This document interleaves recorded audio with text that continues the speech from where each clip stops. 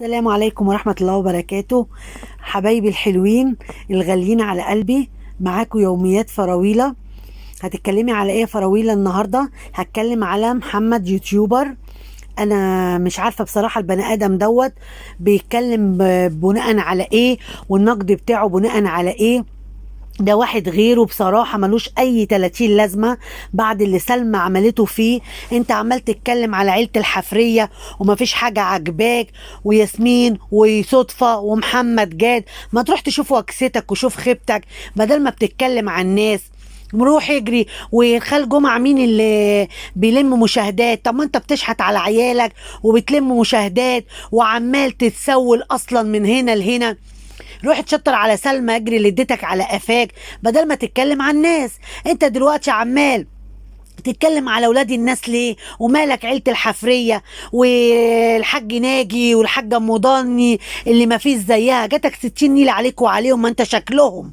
ما هم اول ناس اصلا انت كنت بتدعمهم في قله الادب اللي هم كانوا بيعملوها، عشان انت عملت في مراتك ام عيالك كده. فدي حاجه مش غريبه عليك. ما اللي يتكلم على مراته وعلى عرضه سهل قوي ان يتكلم على اي حد.